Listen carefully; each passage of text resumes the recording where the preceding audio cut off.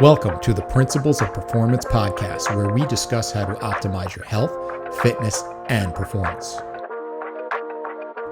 Whether you are a coach, trainer, or clinician looking to become one of the top 1% in your field, or a fitness enthusiast looking to learn strategies of how to perform at your highest level and be your very best, we draw on decades of experience of working as coaches, consultants, and trainers to top industry professionals and elite performers, athletes, and teams all over the world.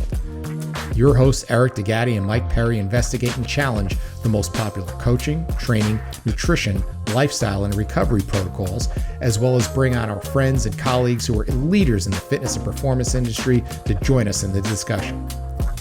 Be sure to like, subscribe, and share on YouTube or wherever you get your podcasts, as well as stick around to the end to find out how you can get access to special resources, deals, and learning opportunities. Now, let's get to the show.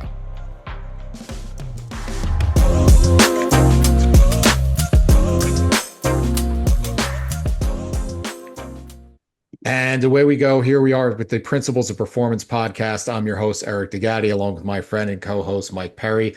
Mike, we have a repeat guest, and it is someone, when he reached out and with interest come back on the show, I jumped on the opportunity. Selfishly, when I promote the podcast, and a lot of times when I'm mentoring young trainers, I'll use this as I'll say, hey, you want to talk, when we're talking about a topic, hey, go reference this one, go check this show out, check out this episode. If there's one episode I probably referred to almost more than any other, it's when we had Dr. Phil Maffetone on, and we are juiced to get him back on the show. So it's going to be a good one. Yeah. So last time I wasn't on the show, so I missed it, but it was phenomenal. And I always refer back to that one. So today it's going to be an opportunity to learn a little bit more from this legend, but let's go ahead and finish up our intro and we'll pick this guy's brain. All right. So in case you weren't there for the first one, definitely go back and check it out. Awesome. We're going to talk about all new stuff today. But Dr. Phil Maffetone, during his 2 decades in private practice, has been a respected pioneer in the field of complementary medicine, bringing his latest advances to healthcare professionals around the world. He's an internationally recognized researcher, educator, clinician, and author in the field of nutrition, exercise, and sports medicine and biofeedback. He's worked with endurance athletes of all type, pro baseball and football players, adventurers, NASCAR drivers, Olympic medalists in a variety of sports. Outside the sports arena, Dr. Maffetone has coached a variety of people in the entertainment field, including musicians. We talked about music on the last one. I loved it. James Taylor, Johnny Cash, Red Hot Chili Peppers, Rick Rubin. Amazing stuff. U.S. military. You'll find out why as we start to talk. Dr. Maffetone, super excited to have you back. Thanks, Eric. Mike, good to see you. And that makes me sound really busy. I've been busy. I mean, I have a passion for being busy on many levels with many topics because it's a lot of fun. Well, we're going to pick your brain about some of the stuff you've been doing. So some recent research done with Paul Laursen and Frontiers in Public Health highlights the link between refined carb intake, excess body fat, and the reduction of brain health. What was your motivation and your inspiration for looking into this specific topic? Well, it started, that paper was a monster. It took a year or more to write it. But my career has been building up for 45 years or whatever, with a lot of common denominators, and in research, in clinical things, in writing an article, in writing a book, you tend to focus on one little thing, one subject, or maybe you broaden it a little bit. But I never thought that way when it came to human performance, because it's a multidisciplinary approach. So when I finished, I think the paper before this one that just came out, I thought, gee, I've got to tie all of this stuff together and make one paper, and it was a daunting task, and I lost a few brain cells in doing it, but it was worth it. And I enlisted Paul Laursen's help, and we finally got this thing published. Well, it's pretty remarkable, and one of the things that really stands out is when you start reading through in the beginning, he gives some pretty scary stats showing that by 2040, that neurodegenerative disease, the end stage for unhealthy brains, will become the second leading cause of death worldwide. All right. That's nuts. Now here's what was interesting. As I went and did a little digging, and like estimates show that since as recent as like 1990, which for me doesn't seem that long ago, that's when I graduated high school, but the number of cases of Parkinson's, Alzheimer's, and dementia have more than doubled. And right, so how is this affliction that was almost non-existent if you go back decades ago, now has become so prevalent today? Well, we're not taking care of our brains. It's really as simple as that. And I'm not going to blame it on anyone, but the government hasn't helped. All the governments around the world haven't helped because they're persuaded, as politicians are, by lobbyists who are selling uh, products in the case of food, for example, junk food. They're selling the politicians on the need for unhealthy foods rather than healthy foods. So it's no surprise. It's sad, but I think the data, the statistics that are all already out there. A lot of it is already out there, and all I do is connect the dots. Um, we we often are sort of swayed away from looking at that data because it is so scary. Now, the other thing that's scary, and correct me if I'm wrong, but not only is it becoming much more prevalent, but it's becoming more prevalent earlier in life, right? Yes. You always thought that these were things like that grandma, great grandma got once they got to their 80s, but that's not the case. So talk a little bit about the onset of this and how early it's happening now. Well, we're seeing not only the brain diseases, but the brain dysfunctions, where we're we're getting worse and worse with memory and with communicating and with understanding earlier in life. And there's no diagnosis yet, other than there's dysfunction.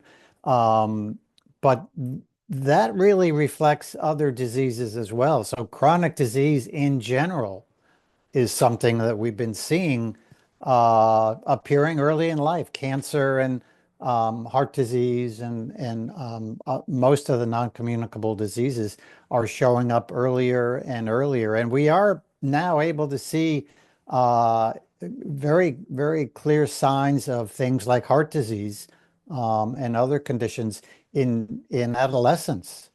So that should scare people into saying, "Hey, we got to do something about this," or at least I've got to do something about this because it's a responsibility thing.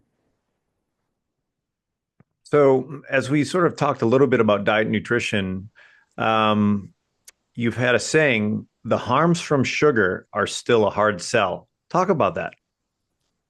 Yeah, I was asked for a short one-liner um, about this. This was after the paper was finished and they were putting the press release together, and I thought, oh, I just wrote 15,000 words about you, and now you want a short sentence, and that's what I came up with. It just came out. It's like improvisation.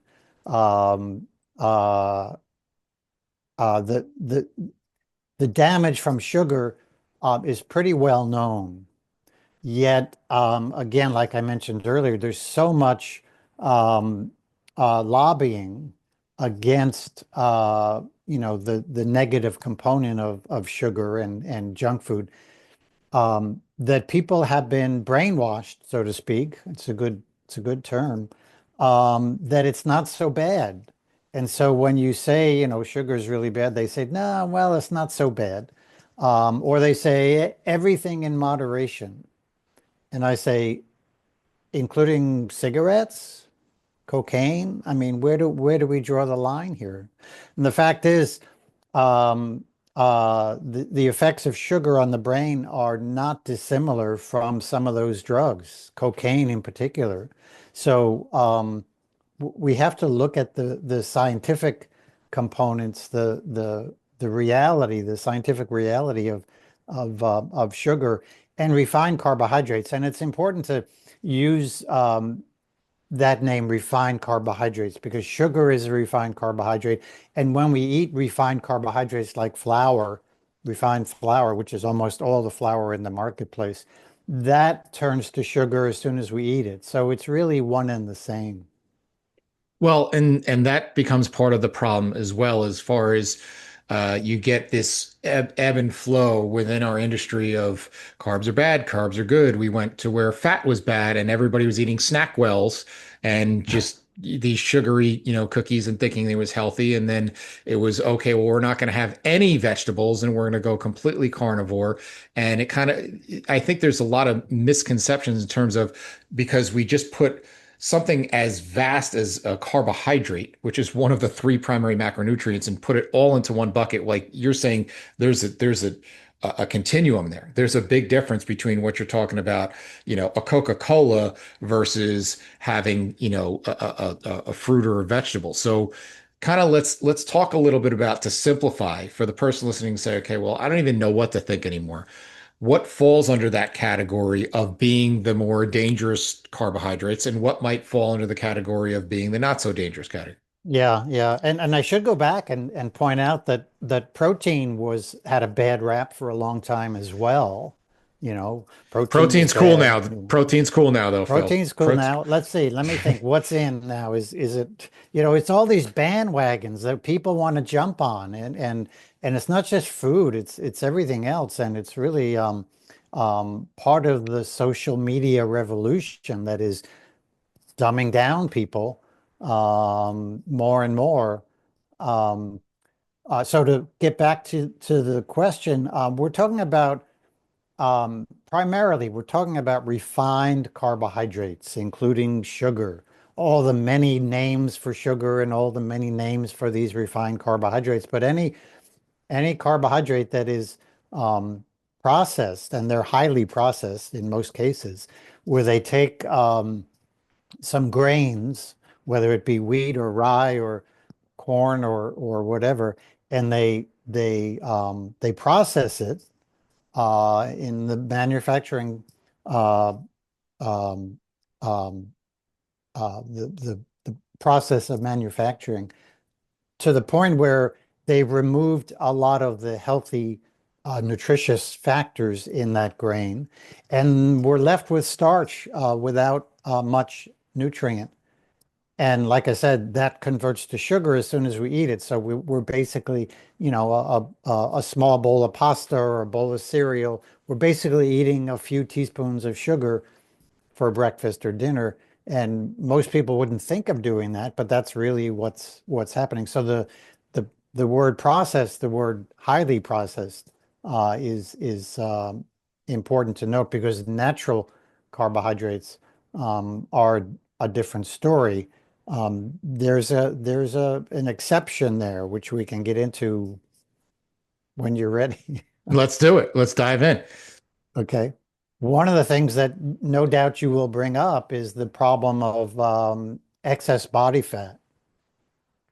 And this is not just the people out on the street. This is a lot of people in the running community, triathletes, people in sports across the board, football, base. I mean, all you got to do is turn on the TV or go to a race and take a look at the competitors.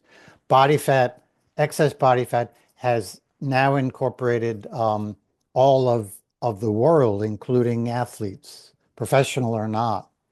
And when we have excess body fat, it makes us insulin resistant. That's a metabolic condition where our cells don't respond well um, to the need for carbohydrate. But when we have excess body fat and we become insulin resistant, we don't tolerate natural carbohydrates either.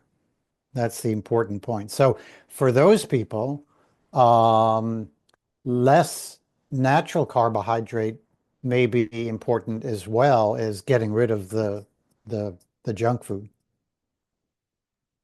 The body fat is a component that's not talked about enough because we're so weight focused.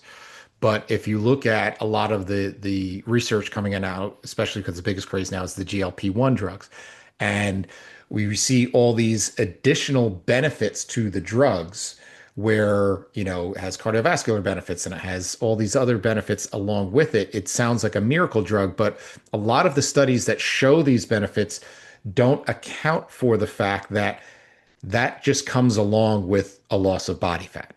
And so it's not that the drug is creating all of these things. It's creating the environment where you're losing body fat, which then leads to all those things. And so that is a huge component. And then the other thing that as you're talking through this, Phil, that I keep thinking about is, talking about because it keeps hitting me is what's scary and sad is that it's happening in earlier and earlier is that I always remember when I learned in school about the different types of diabetes is that there was, type, the one that was more adult onset, and then there was the juvenile diabetes. There, I remember there was a juvenile. I had a friend who was involved in Juvenile Diabetes Foundation, so forth, because that was only thought that you got as kids. Well, you have kids getting adult onset on diabetes, and you have adults getting juvenile diabetes. So Yeah, obviously, they've sugar changed is the an issue. terms. Yeah, they've quietly changed the terms because they don't want to bring that up. Children are getting adult diabetes. Oh, well, let's change the name. And so, it's another example of illness and disease in particular, because disease is like way down the road. We develop these diseases. We're seeing them earlier and earlier, and diabetes is a really good example of that. Um, and what's important in these non-communicable diseases, diabetes, heart disease, stroke, Alzheimer's, all those brain diseases, is that most of them are preventable. So it's not that it's we're destined to have this disease because our parents or grandparents, someone along the way had it. That's that's not how, those are genetic diseases, and that's a different story. But the non-communicable diseases and the illnesses, the quality of life, um, uh, body fat. If our grandmother was overweight, we're not destined to be overweight. We decide through our lifestyle choices to be overweight or not. As the old expression goes, that genetics load the gun, but lifestyle pulls the trigger, right? It's a good Um, one. Yeah. Yeah. and so we're going to talk a lot about prevention, and I'm glad you brought that up. But let's before we get into that, I'm going to kind of go out of order because uh, some people may be listening to this and they're thinking, well, what if process has already begun, right? And if there's already some beginning to have some neurodegenerative decline, is there anything that you found or seen in the research that shows that we can actually stop the progression or even reverse some of the damage that might have been done? Without a doubt. I mean, that's a big part of what my paper was about is the fact that hey, there's a lot we can do about this, and getting rid of refined carbohydrates in our diet is one of the things. Um, for most people who have problems, who have illness, disease, making the appropriate dietary changes can dramatically affect the direction of that disease. It could stop it, it could reverse it, um, and it depends on the individual, it depends on the age, it depends on how chronic the problem is. But it's surprising, it's shocking how significant you see the changes that you see in people who make these lifestyle adaptations where they get rid of all the refined carbohydrate. And the brain is we all feel like we're getting older because we don't run as fast, we're not as quick, we're not as strong, although we still can be strong, we still can be quick, we still can run well. But we obviously feel the effects of age over time. The brain, however, is capable of adapting to age much, much better than the body. So we have the equipment in our brain to adapt to the stress of aging to the point where we should get a better and better brain year after year until the day we die. Love that. Love that. So, we've talked a lot about nutrition. What are some other modifiable lifestyle factors that we can really focus on, whether it's like sleep, stress management, social connection, interaction? Yeah. Oh, I mean, all those things are helpful. And what I talked about in the paper and what I've discussed with people in the past and what I've written about and lectured about um, is the fact that and I often give a story about one of my early patients who taught me a lot. He came in, he was a CEO, and he had a lot of problems. And I did an extensive evaluation. We did blood tests and all kinds of things, and I would eventually sit down with him and say, "Okay, I know what's going on here, and I know how you can really make a big difference in what's going on in your health and change very quickly." And so I went through all the things in the diet. I talked about, carbohydrates, fats, and proteins, and um, fiber and water. I talked about exercise and shoes and, heart rate and, and then I talked about stress, mental, emotional stress, meditation, taking a break. It went on and on and on and on. And he was very grateful. And I never saw him again. And a colleague of his who had referred him came in one day and I said, "Hey, whatever happened to what's his name?" And he said, "Well, he was so overwhelmed with all the things he had to do that he decided he couldn't do anything." And that's really what happens. And when we get governmental recommendations that are a long, long laundry list of things we should be doing, people aren't going to follow that. So my goal with this paper in particular was to say, hey, here are all the things that we could do to help the brain and help health in general.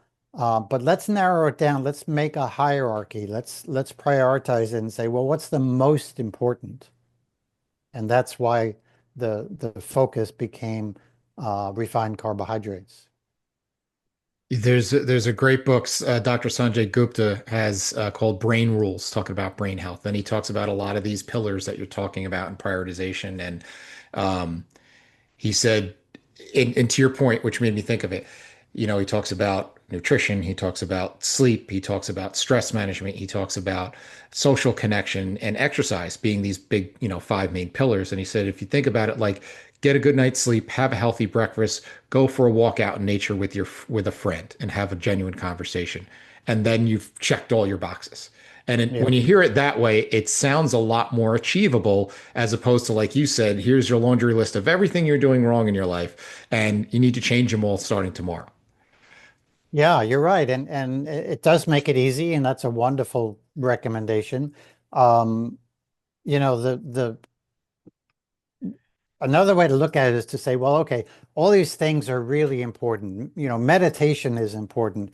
Learning a language is important. Doing this is, but if you don't have a healthy brain, none of that is going to work. And so, again, it's a priority of, what are the things most important to have a healthy brain? What are the things I can do first? If you don't, if you don't get rid of the the junk food, because that's what promotes excess body fat, which then promotes chronic inflammation and then insulin resistant. If you don't break that cycle, then all these other things that could work will not work. What if your clients never left? The Forever Client Formula Challenge is a free 3-day experience for fitness pros who are tired of chasing leads and want to build a business with loyal, long-term clients. You'll learn the exact blueprint of the top 1% of coaches so you can create programs that get results, build deep trust, and keep clients coming back for more. If you're serious, about coaching as a career and not just a side hustle, this is your next step. Spots are limited. Join us now at foreverclientformula.com. And now back to the show. I realized I was guilty of something, and I want to ask you this. I thought of you and to ask you this question when it happened. I was talking to somebody about this facility that I'm working in now, and they said, "Well, where is it? And where is it in relation to the center of town?" And I'm like, "I don't know. I just put it in Google Maps. I don't know. I just follow where it takes me." And so, because of convenience, we have to do a lot less critical thinking now than we used to. And I know there's even been studies done on like London cab drivers in terms of their brain processing because they had to remember all these very odd, and the way the streets are set up in London are not so much like Manhattan, where they're nice EV avenues going north and south and streets Yep. going east and west. So talk about how part of the problem is compounded by the fact that we don't have to critically think because of convenience, that a lot of things we don't have to think about anymore. Yeah, you're right. That process, that modernization, has enabled us to kind of hang out and watch TV all day rather than think of something of value or talk to people or whatever. But it's not just getting directions, which can have value. We're only doing that for a short period of time. It's things like social media, which we spend in many cases all day doing, on and off all day long, um, that are problematic. But last year the Ox the Oxford Dictionary came out with the word of the year, and it was brain rot. And they chose brain rot not because it was starting to be used more, but because Henry David Thoreau, 100 years earlier, had used it in relation to people talking about nothing and spending their time, talking about nothing, and the brain not developing as a result of it. So this has been building up for a long, long time. And the modernization, with high tech and with social media coming into all of our homes, it's just getting worse by the day. All right, so there's no way we were going to have you here, Phil, and I'm not going to pick your brain on exercise. And so, since that's been, where you've kind of been one of the go-tos for me, especially with endurance and cardiovascular training, and most of your career is focused on exercise. We're talking about performance before we hit the record button. What impact does fitness have on our brain health? Well, it has a lot of impact. Obviously, fitness, physical activity, um, which is which is the act of being physical all day long, moving around. Um, it's conceivable that I could get in a whole bunch of miles on a day when I'm doing a lot of writing, and I never get to work out because my style of writing is, I'll work on a paragraph, and I'll start thinking about it, and I'll start tweaking it, and then I'll start thinking about it, and then I'll pace back and forth. And that often leads to going outside and pacing around, which sometimes, if I haven't come up with exactly what I'm trying to figure out, what I want to say on this topic, it may mean going around out in the street and around the block a few times. And over the course of 8, 10 hours, that's that's a lot of exercise. Yeah, it's not high intensity or moderate intensity exercise, but it's a lot of physical activity. Um, so what physical activity and exercise does is it does a lot of things, but one of the things is it improves circulation. The heart beats and increases blood flow throughout the body through the muscles, um, the aerobic muscles in particular, and those aerobic muscles send information up to the brain. That's huge stimulation for the brain. And so now we get the circulation improvements, we get the stimulation of neurons by the body, um, and a lot of other things that is really, really important for brain function. Um, again, if you're exercising, but you're eating a lot of junk food, it's the junk food that will take precedent over the brain and its health, and you won't realize those exercise benefits.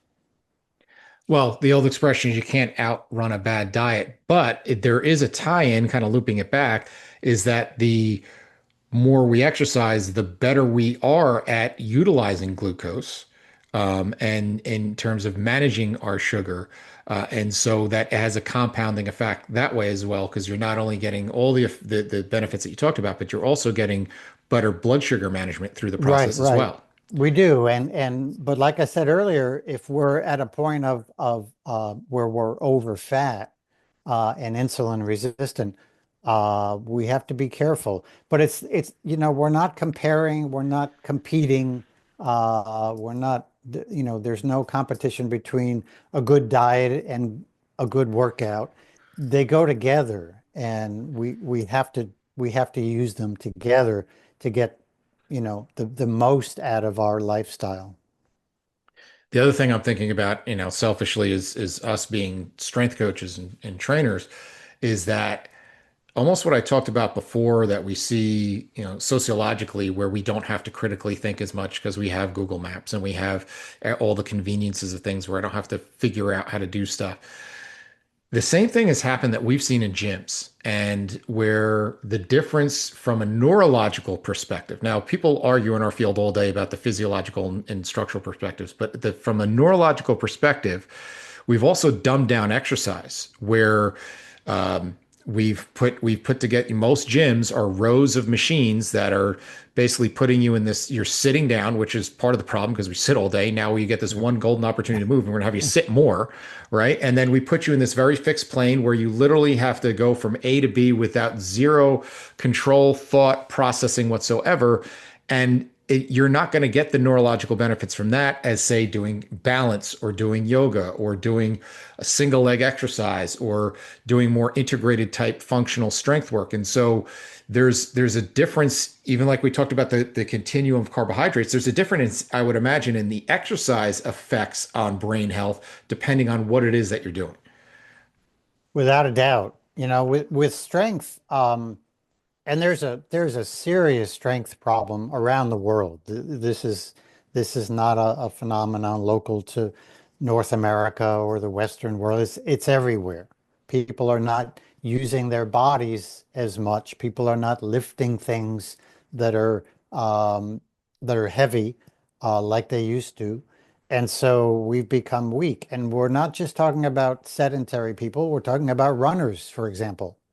They're among the weakest athletes in the world. And all we need to do is evaluate our strength with an ergometer, a grip strength device that measures. Um, we're not just measuring grip; it's reflecting full strength, full body strength. So um, when we do that, we see runners and even people who lift a lot of weights, uh, who are not getting strong despite the workout time they put into it. I mean, another group of athletes who are very, very weak are bodybuilders, and they have big muscles, but they have very poor strength. And the reason is because strength is not about muscle size. Strength and muscle size does not correlate necessarily. What is important is strength is associated with the brain sending messages to a muscle and enlisting a lot of different muscle fibers to contract rather than less muscle fibers to contract. So strength begins in the brain. 100%. And that's something that's changed over time. The early bodybuilders, they're actually, if anybody knows the history of bodybuilding, they used to have to do a powerlifting meet the day before you went on stage and posed.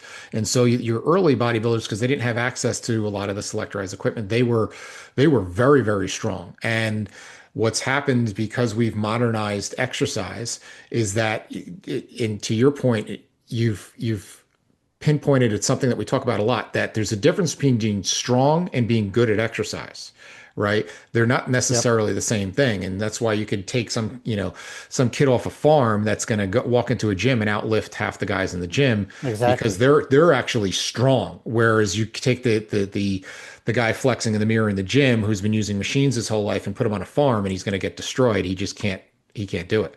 Yeah, and the Olympic lifters are a good example because they're not big, most of the categories are not bulky, big, bulky um, athletes. They lift a lot of weight because they have trained that ability to get the brain to contract more muscle fibers in every lift. And it's also the story, which is actually accurate, of the mother who lifts the car because her child is caught underneath it, or that kind of stuff. It's the stress inducing action in the brain that overwhelms the nervous system to enlist more muscle fiber contraction and have these incredible feats.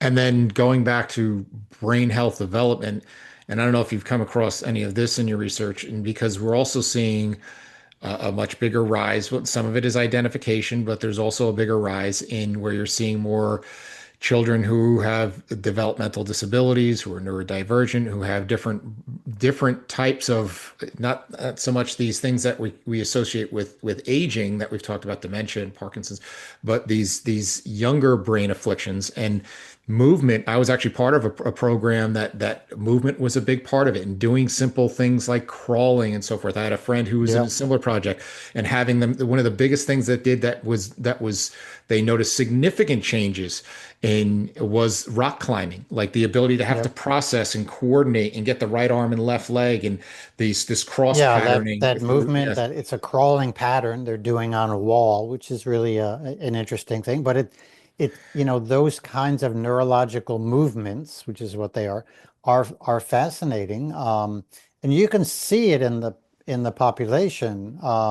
when there's an irregularity. And I've been doing this my whole career, so it's easy for me to see it. Um, but when you're out among a bunch of people and you see people moving, you often see them not having that coordination we just talked about. Their arm and leg, opposite arm and leg, are lagging a little bit behind what is happening on the opposite side. And so their gait is now irregular. And that irregular gait, of course, affects not only the muscles but the joints, which the muscles control.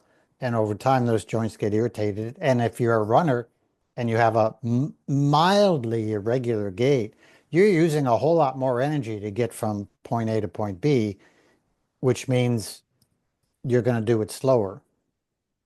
Well, So I mean, Mike can jump in. You work with a lot of kids. How many of your kids, when you're working with your teams, Mike, the kids can't skip? yeah, I mean, when I do, take them through like a team warm up, the first thing I do is I just say, guys, skip, and I watch them skip for 3 sets, 4 sets of 15 yards just to see what happens, because I need to know what I need to do to Yeah. get Yeah.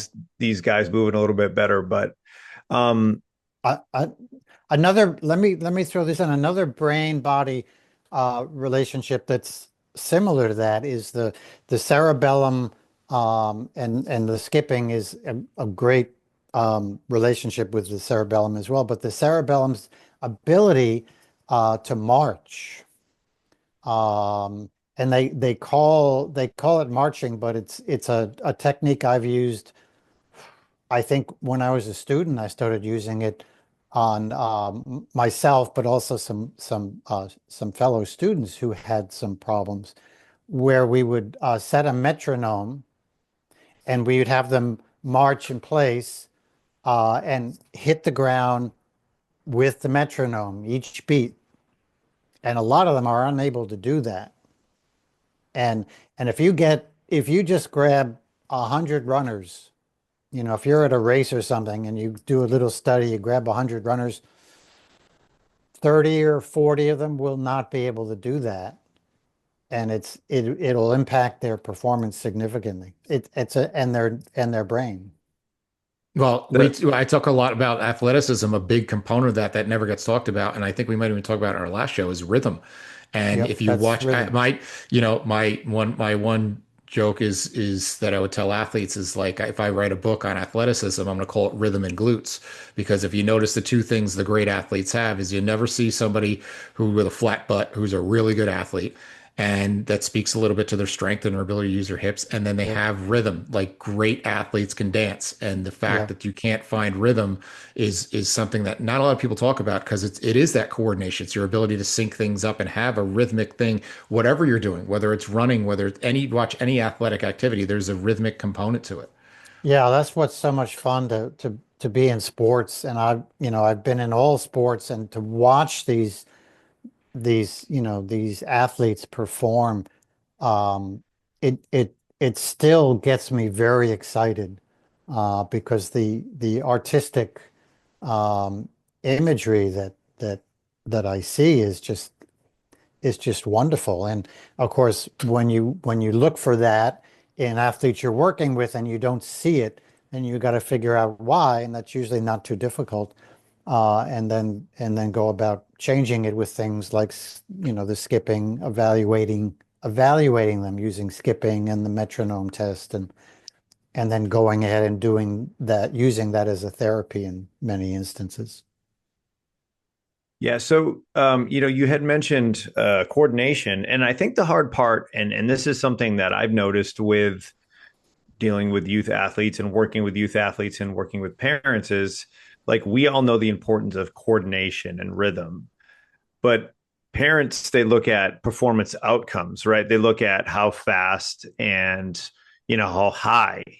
Um, how can we better educate parents and coaches on the importance of the coordination aspect of movement training for kids?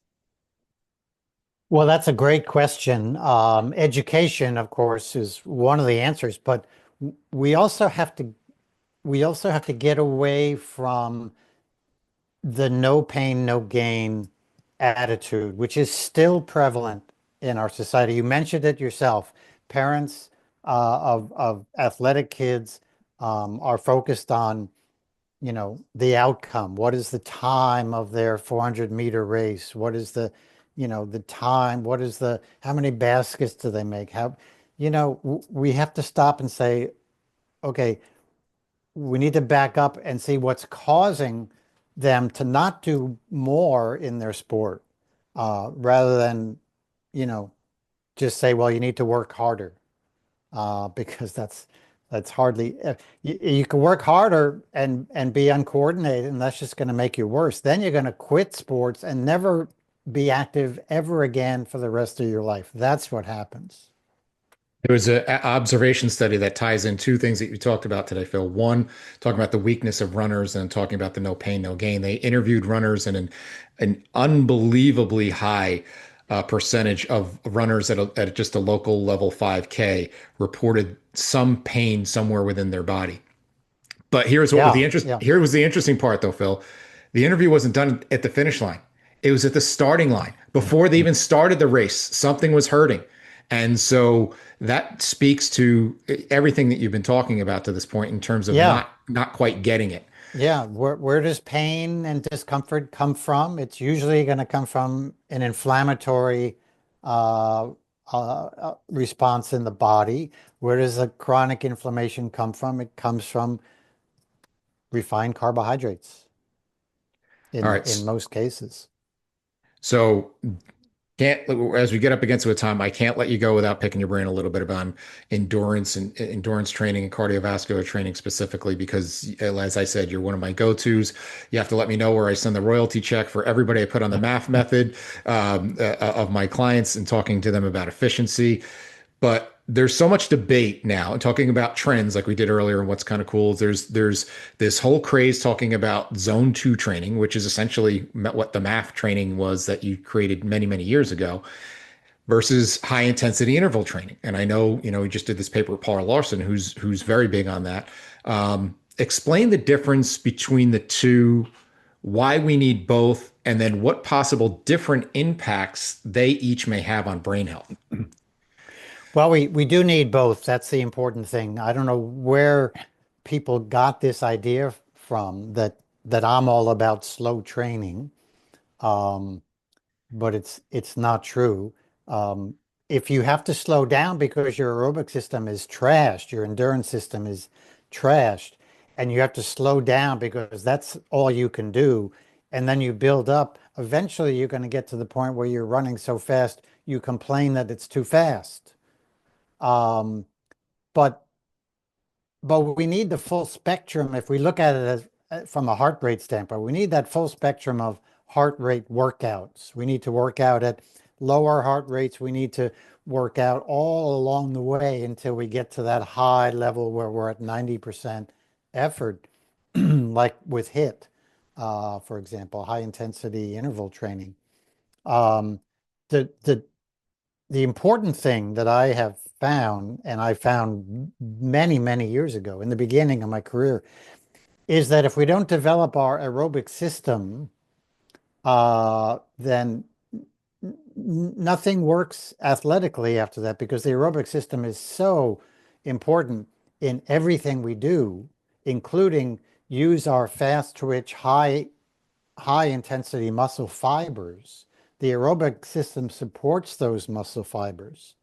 Um, and in many people, because their stress levels are high and they're not willing to change their diet, and um, they're not able to be honest with their heart rate in training, they need to, in most people, in the beginning, they need to exclusively train aerobically.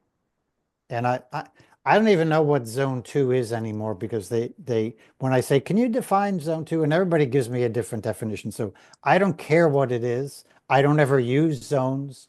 Um, I have an article somewhere called 101 heart rate zones, which is kind of a goof on all of that stuff. But um, if we don't develop our aerobic system, no matter what kind of athlete we are, no matter what kind of person we are, then our body health and our brain health can never really hit a high level, because that aerobic system is such an integral part of brain body function that if we ignore it, um, our brain body health will go away.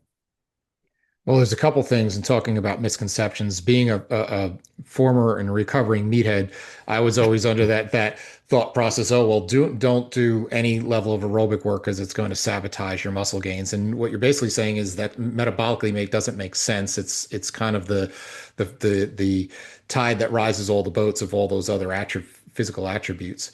And then going back to what you're talking about of kind of this misconception of your slow training, it's all you really did was create this elegant system of auto regulation. Yeah. And one of the things that we find, because we teach courses on programming, is that people will get super, super specific and hyper focused with every little detail when it comes to strength training. And we're in a field called strength and conditioning. Strength training, they'll look at every minute detail. And then when it comes to conditioning, it's like, yeah, go run, and not understanding that there's nuance there. And the nuance that you basically discovered is say, look, if you crack through this seal of this heart rate, you're no longer training the aerobic system. And so understanding that is just a really simple and easy and digestible way to say, like, look, go as hard as you can, just don't crack this. And then what you'll notice is the more you do it, you can go harder and harder without having to crack that, like you said. Yep. Yep. And there's a bigger picture, and what you say is very, very important, that, in the gym, people are obsessive about, the details and the movements, but they'll just go out and jog without knowing what their heart rate is, without knowing what parts of the body they're exercising. Um, uh, we at one time were able to do all that intuitively, and we lost that ability. The brain did, um, many years ago. No doubt. Before the very first Olympic Games, 100+ years ago, uh, where people started training, purposely doing things. But before that, we would just go and run, and we would be getting exactly what we needed. And I have seen that in a very few number of athletes. They are able to go out and run exactly where they need to be. And some of them are professional athletes. And I was amazed when I saw, because I would often say, let's put this heart monitor on you. Let's go out for a jog. We'll go around the track a few times. Just run at the pace you normally run at every day. And once in a while, they're right exactly where I would put their max aerobic heart rate. The other interesting thing in kind of comparing the two is, and it almost speaks to your point, is understanding the art and science of progression. If you look at, strength training, the main metric we're always using is load, even there are more ways to progress and regress things. But then when you look at something like running, when you talk to someone and say, okay, well, I started a running program. I went out and ran a mile. Well, what are you going to do tomorrow? I'm going to run 2 miles. I'm like, well, all right, if you went to the gym and you bench press 200 pounds, you're going to press 400 tomorrow? That's insane. You wouldn't think that way, but not understanding the principles of performance and physiology, nobody thinks like that. And to say, okay, again, that having that rate limiter and that biofeedback and that kind of auto regulation kind of keeps me in the lane where I'm progressing to right where I should be. Yeah, and it's not about understanding the physiology always. Because it's common sense. That's the intuitive ability. It's what our instincts are about. It's common sense that we wouldn't think about lifting 400 pounds the second day or running 2 miles the second day. But our brains have lost that common sense because that has gone away with instincts and the intuitions that we are primarily were born with. Common sense isn't common. No, it's not. Yeah, unfortunately, that is the case. So, all right, as we put a ball on this, what are you currently working on and what do we have to look forward to? Sorry, I was thinking about this this morning. I'm recovering from writing this paper is what I'm just like a marathon, What's your training like? Well, I'm recovering now. I'm thinking of taking another step and showing how significant the effect of poor brain health is on society as a whole. All the problems we have in society obviously are related to a healthy brain. But if we don't have a healthy brain, where does that leave society? So I'm looking at that. I'm making some notes on an article for a sports online sports kind of a scientific forum where I talk about the aerobic system and the brain as being two big features of human development for all sports, but are the most neglected. Kind of what we just talked about. Maybe I should just take your show notes and submit that. You're more than welcome to them. I've stolen more from you than you'll ever steal from me. And I can't thank you enough for all the work that you've done and continue to do. And more importantly, thank you again for your time today, Phil. Well, thanks, Mike. I appreciate it. Thanks, Eric. Sorry. And Mike, you too. This has been a lot of fun. Awesome. Yeah, thank you so much. And we want to thank you all for listening. And this has been the Principles of Performance Podcast. Thank you for listening to the Principles of Performance Podcast. If you've enjoyed the show, please be sure to give us a 5-star review on Apple or wherever you get your podcasts. If you would like to learn more about our courses and mentorship program, visit www.principlesofprogramdesign.com, where you can book a free strategy call with Mike and Eric to gain insight on how to achieve your potential. Also use the special discount code PRINCIPLESPODCAST10 to receive 10% off any of our live or online courses. We appreciate your attention and your commitment to be your very best.